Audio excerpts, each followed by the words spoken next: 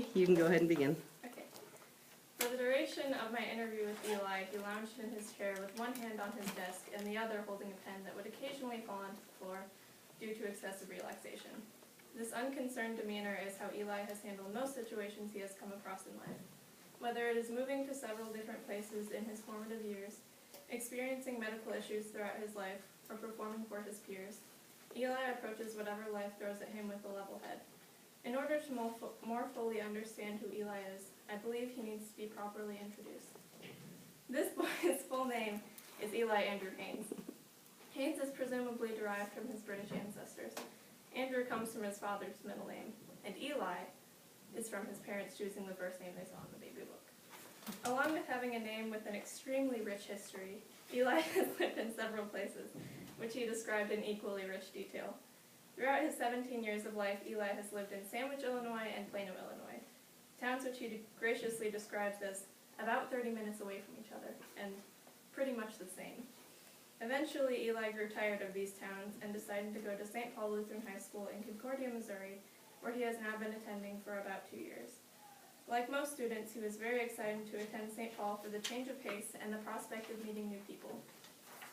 Even though he had the same attitude of most new people attending St. Paul, he had a unique set of baggage that came along with him. Even though Eli's carefree behavior may seem to come naturally to him, it has been learned through difficult experiences in his life. Since he was about 8 years old, Eli has dealt with epilepsy.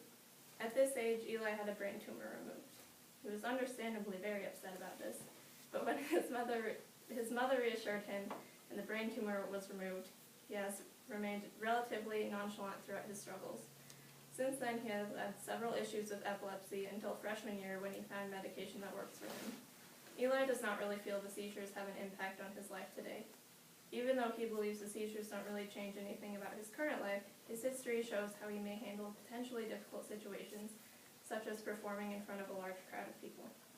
One of Eli's favorite hobbies is acting. He started acting when he was in 7th grade. He had a small role in a school play and enjoyed it, but didn't really try acting again until high school. Now he has acted in almost every play that has occurred during his years here at St. Paul. This may seem like a big jump from a small role in a grade school play, and it was, in fact, that. He did not start acting in high school on his own accord, but was implicitly demanded and not so implicitly demanded by a selection of his peers. This not-so-subtle push made him realize that he really did enjoy acting. When asked what specifically he appreciated about acting, he said he enjoyed becoming a character, creating a storyline, and if he was lucky, making people laugh. These are the goals of many actors, but Eli believes there is one thing that sets him apart. This, unsurprisingly, is his feeling of being laid back when he is on stage. He believes many actors run on adrenaline, while he just enjoys having fun with his part. Again, we see that calm attitude that applies to almost every aspect of Eli's life. No matter what I asked him about, Eli's attitude remained constant throughout his interview, composed and collected.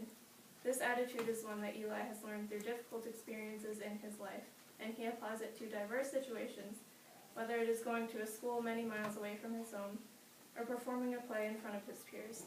Eli may have had difficult beginnings, but throughout those experiences, he has gained perspective and transformed into a cordial and talented dude.